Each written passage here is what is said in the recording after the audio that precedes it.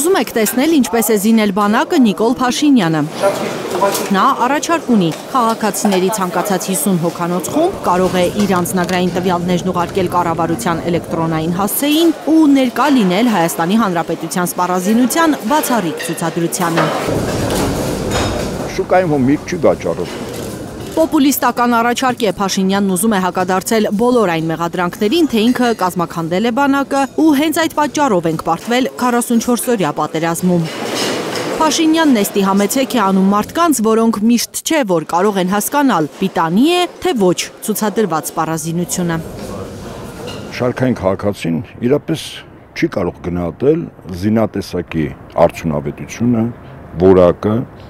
տակտիկական և տեխնիկական բնութագրիչները, դա զինվորական դիլնես։ Ընդ որում, ըստ փորձագետի, զինվորական լինելն էլ բավարար չէ տեխնիկայից լավ գլուխ հանելու համար։ Օրինակ, կապավորը կարող է կատարելապես չտիրապետել հրետանու հնարավորություններին։ Նահապետյանի համոզմամբ ցուցադրության գնացած քաղաքացիներին պարզապես կխաբեն, ասելով՝ տեսեք, ինչ զենքեր ունենք։ Սա ակնհայտ է, որ մարդկանց խաբելու համար է։ Այդ 50 հոգուն ես առաջարկում եմ իր առաջնորդությամբ 50-ից մեկը ինքը լինի, օրինակ բժշկական տեխնիկա, նորագույն տեխնիկա, թող գնան բժիշկները ներկայացնեն, այդ 50-ից եթե որից մեկը բժիշկ չի, իրանից սկսած, ինքը կարող է գնահատել, ենթադրենք, այդ տեխնիկան ինչքանով է արդյունավետ, այս կամ այն հիվանդությունը կամ կանխորոշում, կանխարգելում կամ բուժում։ Նահապետյանը հիշեցնում է, Պակիստանից վերջին սերնդի ինքնաթիռներ է ձեռք բերել Ադրբեջանը։ Փաշինյանին առաջարկում է 450 միլիոն դոլարի զենք գնելու մասին պոպուլիստական հայտարարության փոխարեն տեղեկացնել, ինչ զենք է գնել Հայաստանի Հանրապետությունը Ադրբեջանի զինանոցում հայտնված պակիստանյան կործանիչներին հակազդելու համար։ Թող հրապարակավ ասեն, որ մենք ունենք անուն ասենք, ֆրանսիական էսինչ կամ հնդկական էսինչ։ Ես է պարամետրով կասեմ, դա չեզոքացնում է հակառակորդի։ Հիմա որ ինքը խոսում է 450 միլիոն,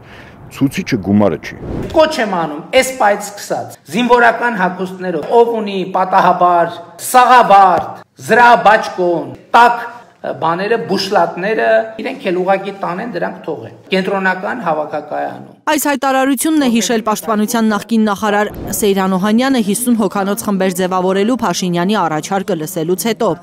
Պատերազմի ժամանակ էլ էր, չի ասում, ջոկատներ կազմեք 50 հոգյանոց, սաղավարտներ, զրահաբաճկոններ գտեք և գնացեք բանակ։ Հայաստան խմբակցության ղեկավարը նկատում է, նորմալ պրակտիկա չի բանակի բարեփոխումները քաղաքացիներին խմբակային ցուցադրությունների միջոցով ներկայացնելը։ Պետությունը և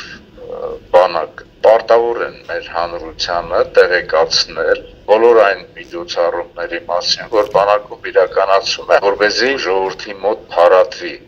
այն բոլոր մտահոգությունները, արդյոք բանակը զարգանում է։ Եթե Փաշինյանը չգիտի, որն է սպառազինությունը ցուցադրելու ճիշտ ձևը, կարող է վերադառնալ նախկինների ժամանակաշրջան, թերթել արխիվը, նորից նայել տոնական օրերի ռազմական շքերթների կադրերը, որոնցից մեկին ինքնանձամբ մասնակցելու բախտ է ունեցել։ Սպառազինության ցուցադրությունների մասին առաջարկից հետո Փաշինյանն առաջին քայլն է արել։ Սպառազինության այս նմուշը կարող եք տեսնել առանց կառավարություն գնալու։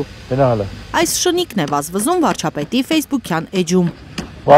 Նրան Փաշինյանն անվանում է զինվորի նոր բարեկամ։ Կանգնի արի հետ։ Լիլիթ Խալաթյան, Միլենա Պողոսյան, Անի Ղանդիլյան, Հայլուր։ Հայաստանում եւ աշխարհում տեղի ունեցող իրադարձությունների մասին առաջինը իմանալու համար բաժանորդագրվեք մեր ալիքին։ Սեղմեք զանգակը, որ բաց չթողնեք ամենահրատապը, ամենակարևորն ու հետաքրքիրը։